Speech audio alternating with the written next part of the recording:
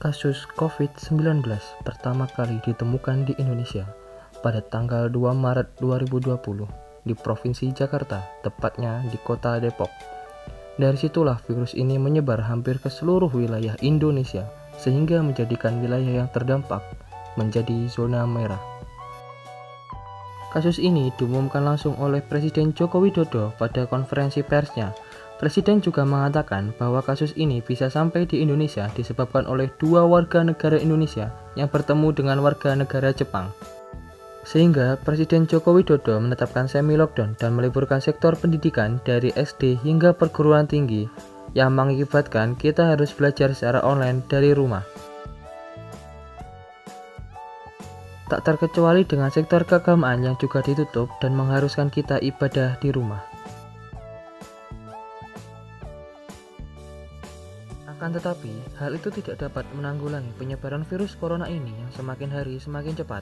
Terhitung hingga tanggal 15 Mei 2020, kasus positif COVID-19 di Indonesia mencapai 16.496 jiwa, dengan total kematian mencapai 1.043 jiwa dan pasien yang berhasil sembuh mencapai 3.803 jiwa.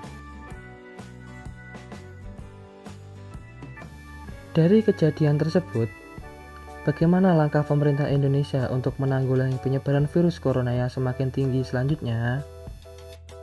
Untuk menanggulangi penyebaran virus corona yang semakin tinggi, pemerintah menetapkan peraturan baru yaitu PSBB, pembatasan sosial berskala besar.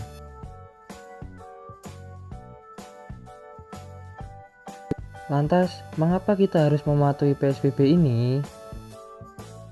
Meninjau dari 4 negara ini yang berhasil menurunkan angka positif COVID-19 dengan metode yang hampir sama seperti PSBB, yaitu melakukan lockdown dengan cepat, isolasi mandiri, tes rapid dan swab secara massal, dan fasilitas kesehatan yang memadai. Dibantu dengan masyarakat yang melaksanakan protokol kesehatan COVID-19 dari WHO diantaranya 1. Memakai masker ketika keluar rumah. 2. Mencuci tangan setelah bepergian.